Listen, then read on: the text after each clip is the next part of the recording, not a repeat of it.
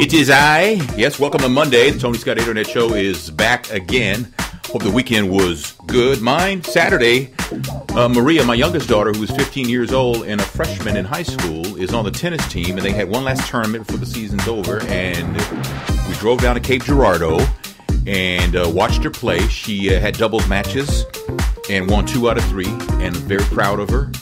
And then we made it back home, and that was pretty much my weekend. Spent yesterday watching football. Cardinals, they clinched the National League Central before they even took the field because Pittsburgh lost their game, and that pretty much made the game a moot point for the Cardinals. So they pulled back their starting pitcher, Adam Wainwright, and threw in one of the youngins, saving Adam Wainwright for, I believe, game 1 against the Dodgers this week. So, but I hope your week was good. Your weekend was good, and I hope your week's going to be even better. Mondays tend to be tough. I've never had a problem. You know how people have money at the Monday morning? I never had a problem with Mondays. Mondays never bothered me. Wednesdays. No, I'm just kidding. I never had a problem with Mondays. No. I had a problem sleeping on Sunday nights because I didn't want to oversleep Monday morning. But I never really had a problem with Mondays at all. That's just me, myself, personally. Over the weekend, though, here in St. Louis, the parents of Michael Brown said in an interview that they're not moved at all by the apology of the Ferguson Police Chief Tom Jackson. In fact, Michael Brown's mother, Leslie McSpadden, says yes when asked if Chief Tom Jackson should be fired.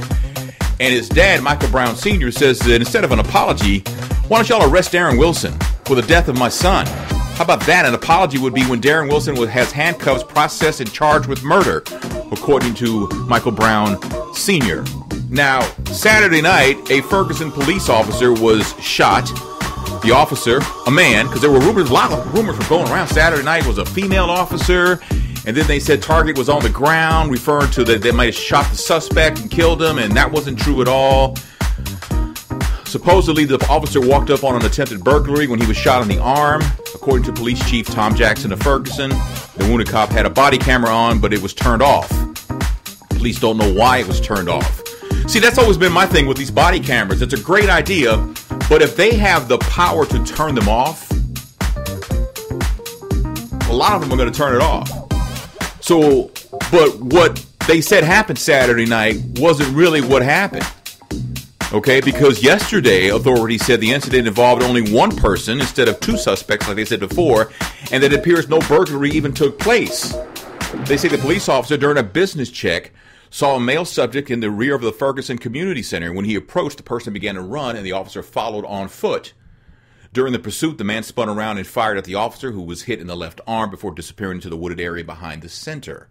So, now if we're to believe that story, and I don't know if I do or not, because you lied already about this. You've already lied about what happened Saturday night. You've already told, now you're saying, well, we got bad information. You can say that, okay, I'll give you that.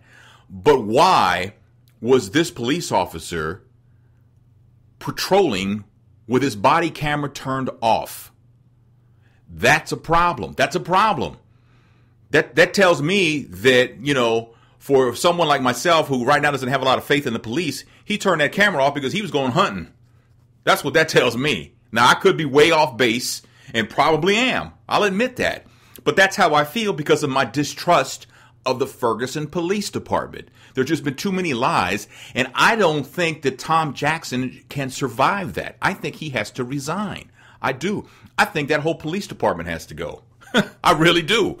I believe that the county police need to take over Ferguson. The Ferguson Police Department needs to be dismantled. I think every municipality, I said this last week, there are over 90 municipalities in the St. Louis area. Some of them have police departments, some of them don't. I think they all need to be dissolved because the police departments in these municipalities, their main focus are to write tickets.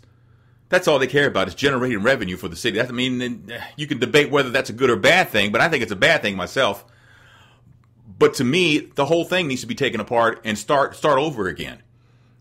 That's how I feel. By the way, the Justice Department, the Department of Justice told Ferguson police they better not be letting their officers wear those Darren Wilson bracelets that we saw on TV last week. That better not be happening in Ferguson. And I believe they reached out to the county police and says, y'all shouldn't be doing that. That's because those bracelets are designed to do nothing but inflame the community. That's the entire purpose of them. Police officers can say, we support Darren Wilson, then support him. But don't do that by wearing a Darren Wilson bracelet while you're on patrol, because now you're starting stuff. You're starting stuff. I mean, I really believe that. So you can't do that. And it's a shame It's a shame that the Department of Justice, the federal government, has to tell local authorities to tell their officers that they shouldn't be doing this. This should be common sense given the temperature of the whole St. Louis community right now. The community is still hot about Michael Brown's murder.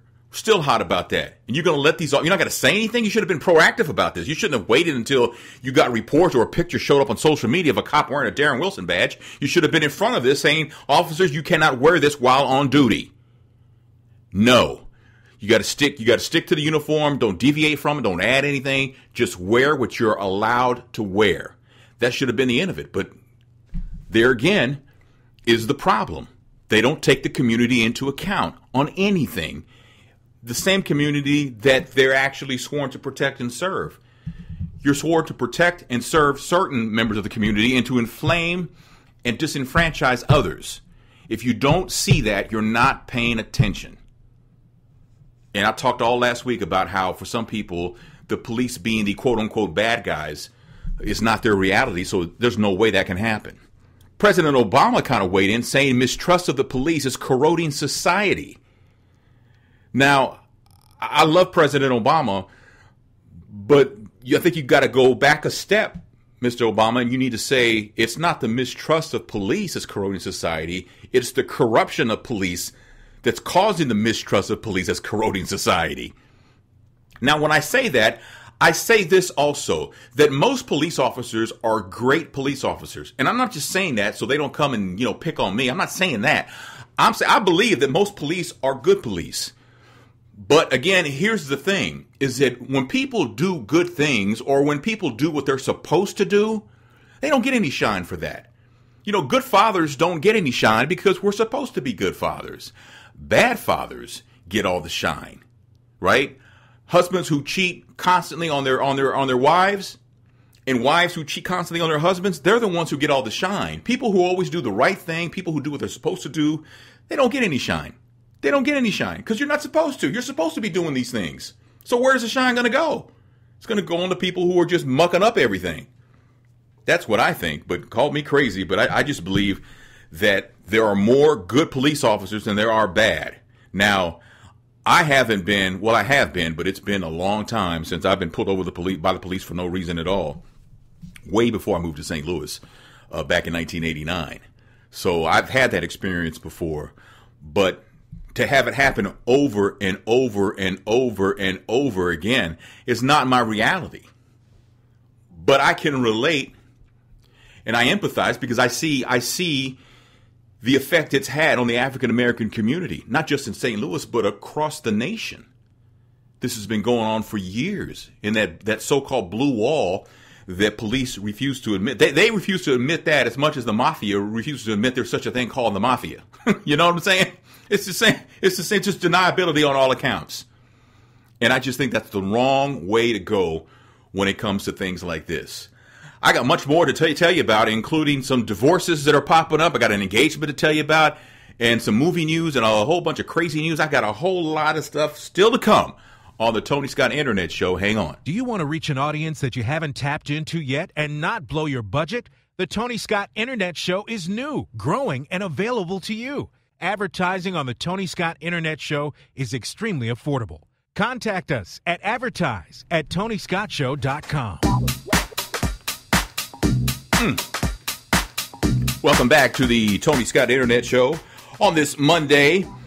If you haven't seen our Men on Scandal review of the first episode, it's up on YouTube. You go to talking360.com. We have it on so many different platforms. It's on YouTube for you to watch. And if you cannot watch it and can only listen, you can get it on iTunes. You can get it on Spreaker. We have the audio version available on YouTube. YouTube also. And what else? Podbean. It's everywhere. And you can just go to talking360.com. At the top, you see Men on Scandal. Click that.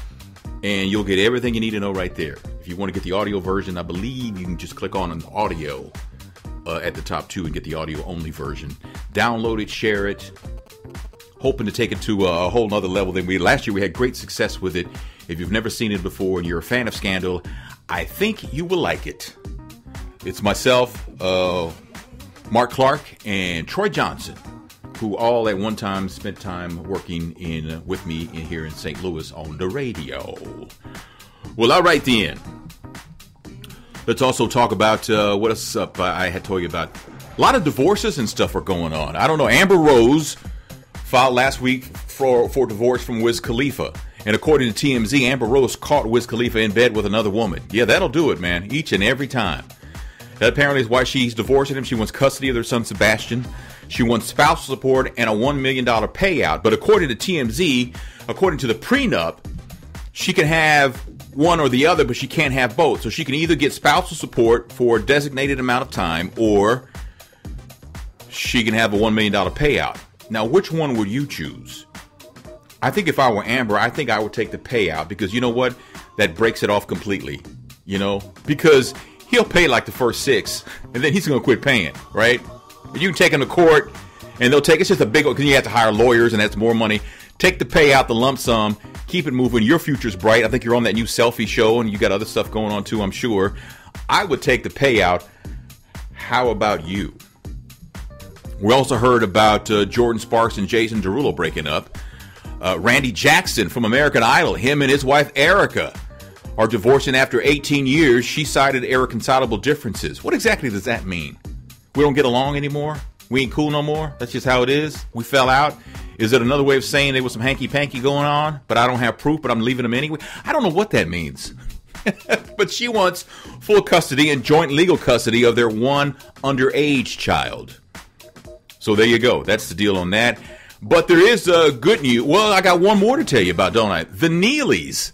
You don't know who the Neelys are? The Neelys have a real popular show on the Food Network called Down Home with the Neelys. They got a barbecue restaurant in New York City that does very well.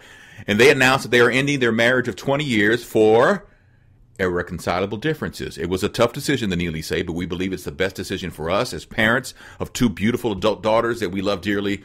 We'll keep continued involvement in each other's lives as parents and friends. Together, we built a strong brand as the Neelys. Moving forward, our focus will be on our own individual brands. And we are optimistic about our respective futures. We ask for your prayers as we go through this transition and honor our request for privacy at this time. See, they get ahead of that and say, you know what, and stay out of our business, please. This is a serious matter. Don't be climbing fences taking pictures. Because you know how folks are, right? So, again, you got the Neelys divorcing. Randy Jackson from American Idol's getting divorced. Amber and Wiz Khalifa are getting divorced.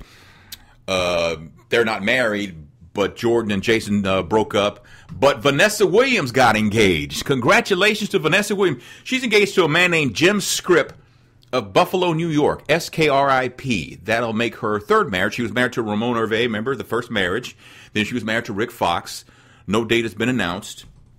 Now, when she marries Jim Scripp, then she'll become a Scripper. Huh? What? Yeah, I waited all weekend to give you that one. Oh, man, I couldn't wait for Monday to get here. Hey, Denzel's movie, The Equalizer, which is based off the TV. Remember the TV series? I think it ran like from 85 to 89 or something like that. It starred an actor named Edward Woodward. And that's what the movie, The Equalizer, Denzel's new movie, was based off of. It made like $37 million over the weekend. It only cost $55 million to make. So they've already announced there's going to be a sequel to The Equalizer, because if it costs you $55 million to make, and the first weekend you make over half of that already, it's all gravy, baby. So we got to get that going. Speaking of sequels, I heard that Matt Damon is coming back to do the Bourne movies, the next one. You know, he took a break, and they got some other guy who did a pretty good job. But see, we see Matt Damon as Jason Bourne. So they're going to do another one, and this time Matt Damon is going to be in there. But what a lot of people don't know is that the Bourne movies actually go back to what? Years and years ago. Who was Richard Chamberlain, I believe, played Matt Damon's role of Jason Bourne back in the 70s, I think. Did you know that? You knew that already? Okay, all right. But you didn't know that, though, right?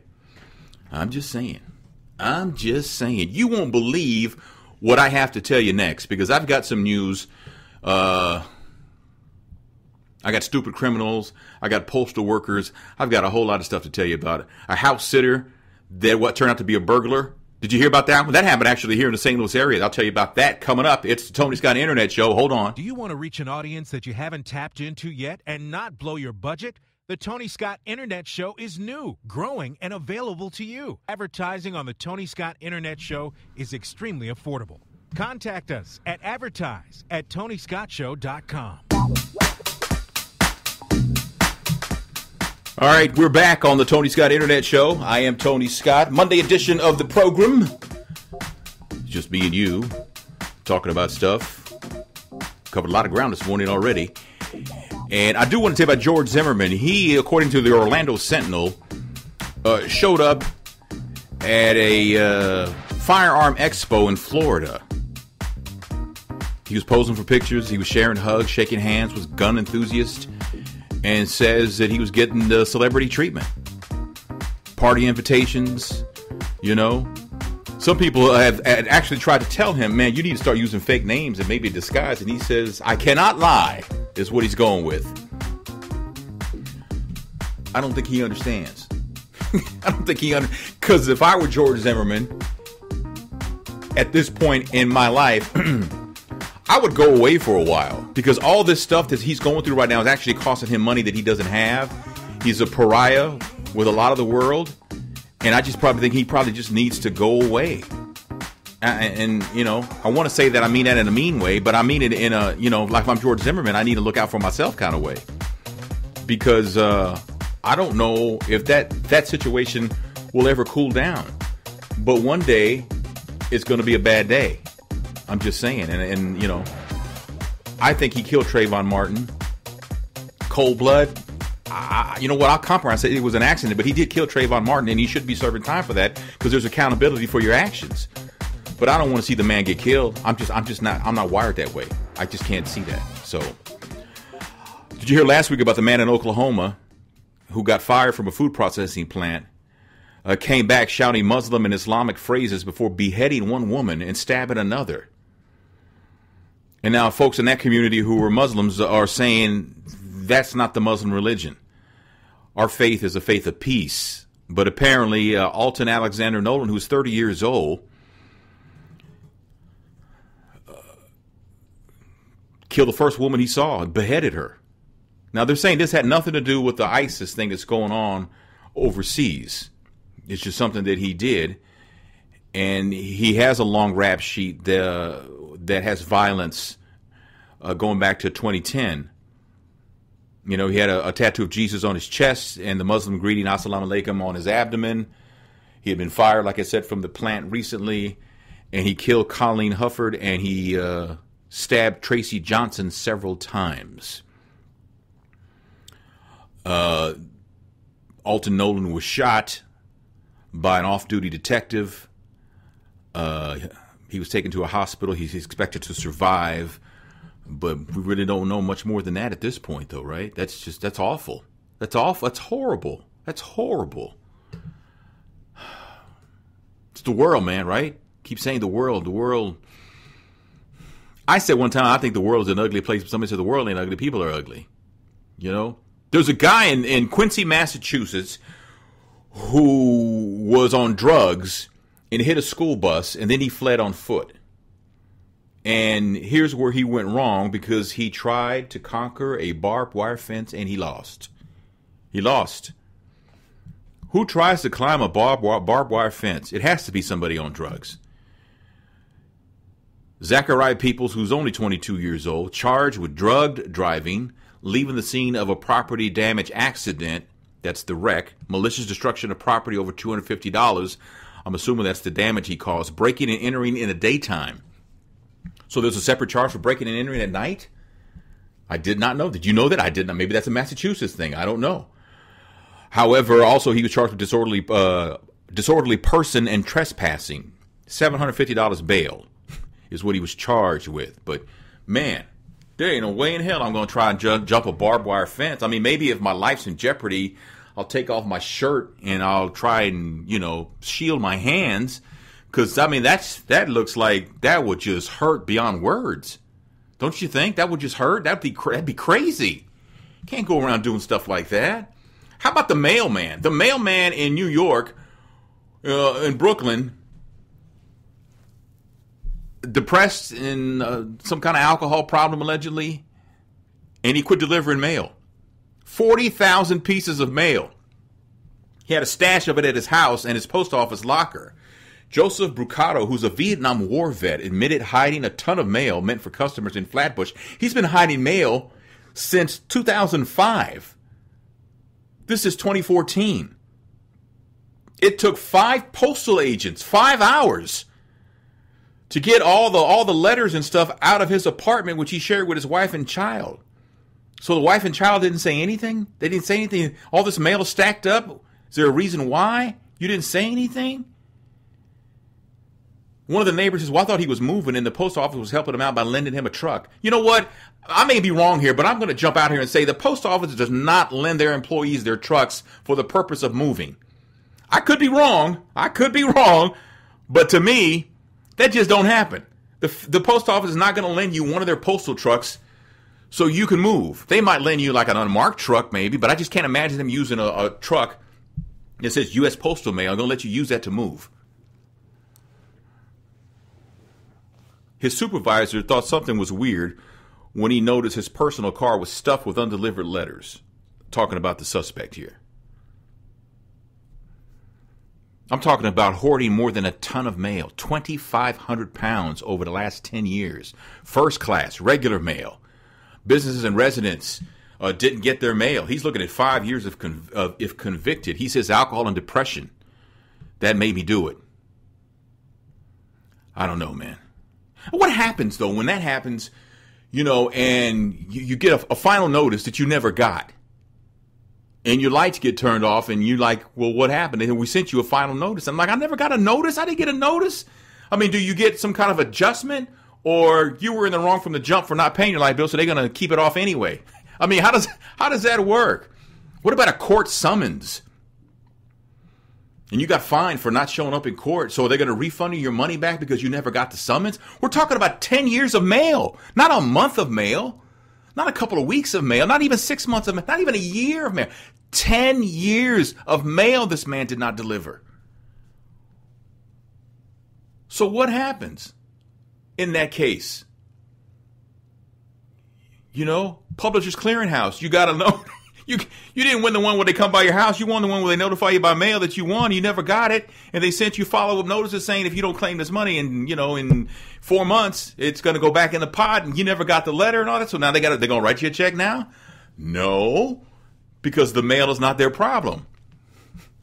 That's just wrong. That's just wrong on so many levels, man. I don't understand how somebody can get away with that. That's not cool. That's not cool at all. 10 years people will go on. But then if you don't get any mail for 10 years, don't you say something? I mean, if I don't get any mail for a solid week, something's wrong, in my opinion. I got to look into this. Something's wrong. Something's not right. 10 years. I got no mail for 10 years. No mail. None. What about my income tax refund check? No. You got nothing. Nothing. You fell out with one of your children and they've been trying to reach you and he's been ignoring me. Dad's been ignoring me for 10 years. I'm not going to make up with him. He never got the letter. I mean, come on. That's crazy. Oh, man, that's rough. That is rough. A black lab named Hilton is James Malone's dog. He's blind. He's been blind his entire life. And the dog was his service dog. And he went to a restaurant at the Sun Sky Indian restaurant in South Sacramento. They said, get out. No dog, get out. Just get out, man. Can't bring no dog in here. Are you crazy? Disability rights attorney Robert Borelli says, according to the American with Disabilities Act, restaurants can only ask for service dogs to leave if the animal's out of control and it appears the owner can't regain control, if the animal's not housebroken. But James Malone says, my dog doesn't fit into either one of those categories. So a TV station in Sacramento says, you know what? Let's see for ourselves. We're going to set this up, hidden camera and everything like that. So they send Mike in, another blind person with a service dog, into the same restaurant. The worker sees the dog, then talks to someone behind the curtain. No, they said you can't bring your dog inside, is what Mike was told. Mike says, well, I can quote the law. The law says I can do this. And the person he's talking to says, okay, you can sit. I don't mind. You can sit, though. But under California law, you can sue and get up to $4,000 for each violation. The owner admitted to the TV station afterwards, we don't really know too much about those kind of laws. I feel sorry for how we treated James and Mike. We'll tell our workers about this, and we're going to do it right from now on. James says, you know what? They just need to follow the rules, man. I don't want no money. I just need to follow the rules, man. Come on. How can you be a business owner and not know something in the world we live in today, where we have more rights now than ever before? How do you think a blind person walks in with a service dog and you can just kick them out? How do you not know that? Maybe municipalities should, in order to get a business license, you got to take a basic class about business. Maybe you need to do that. Or maybe some places require that. I don't know. That's bananas, though. That should not be allowed to happen. But it did. What I got to tell you about next, though, happened in the St. Louis area. It involves a house sitter, a co-worker, and $100,000 in jewelry. You didn't hear about this, huh? I'll tell you about it coming up next on the Tony Scott Internet Show. Do you want to reach an audience that you haven't tapped into yet and not blow your budget? The Tony Scott Internet Show is new, growing, and available to you. Advertising on the Tony Scott Internet Show is extremely affordable. Contact us at advertise@TonyScottShow.com. We are back on the Tony Scott Internet Show on Monday edition, and wrapping up the show with one last story to tell you about. I don't know if you heard about what happened in, Creve Coeur, Missouri, which is a suburb of St. Louis, for those listening outside the St. Louis area. A real estate agent was house sitting for a coworker, and afterwards allegedly stole $100,000 worth of jewelry from the home. Andrew Bauer is 23 years old, and he's looking at felony charges for the alleged theft. It happened while he was watching actually happened in Ladue, watching his co-worker's home in Ladue. The co-worker, Barbara Wolfing, told police that she and her husband, they went on vacation in August. And Andrew was house sitting. And when she came back, brooches and pins and bracelets and rings and necklaces and earrings were missing. Now, Andrew Bauer told investigators that he stole the jewelry and sold some of it to a jewelry store in O'Fallon, Missouri for $9,000, using the money to pay debts, and he put out on a brand new car. He's charged with one felony count of stealing, and he's locked up on $25,000 bail. Also looking at charges of stealing for taking a $5,000 ring from his aunt. He got it bad, man. He got it bad. I don't know what it is, but he got it bad. He stole a $5,000 ring from his aunt and $100,000 worth of jewelry from a coworker who trusted him to house sit. You know he was casing that place, man. You know that he went over there and got the tour and everything. Well, here's where you'll be sleeping, and don't go in. That's just our bedroom. You don't have to go in there. But other than that, you have the run of the house, and here's some numbers to reach us while we're gone and things like that. And he's like, in his mind, he's probably thinking, these are the stupidest people ever, because I'm about to get them. I'm gonna get them good. And it turns out he did, but he got caught. Why? I could never have somebody house sit that isn't, I don't want to say that isn't family, because I know how family, I got to really know you well to even let you in my house, even for 10 minutes. I just don't let people in my house. Call me crazy, but I just don't like people in my house. I just do not like people, if I have you at my house, I know you pretty well. I do. I know you and I go way back. You know what I'm saying? You've been vetted and then some, right? And I know where your children sleep. So I'm just saying, coming to my house, man, you better think twice. That's all I'm saying. That is crazy, man.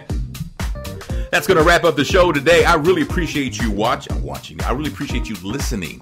If you can do me a favor, and if you could share this with people and tell them that I've got an internet show and that I would appreciate your support. It doesn't cost anything to listen. It doesn't cost anything to share it or repost it or tell people about it. And it helps me out in ways you could not even imagine, right? So if you could do that, I would appreciate it. You can get it, again, on talking360.com, which is my website. I'll have it posted there, and you can download it from various different places, depending on what your preference is. So I got that for you, and I appreciate you. Check out Men on Scandal too. That's our weekly scandal recap. Myself, Mark Clark, and Troy Johnson. We do it every week. Season 1 began last Thursday night, and the episode is up. Check it out, talking360.com. Just look for the Men on Scandal page. All right. Again, thanks for listening, and I'll talk to you tomorrow.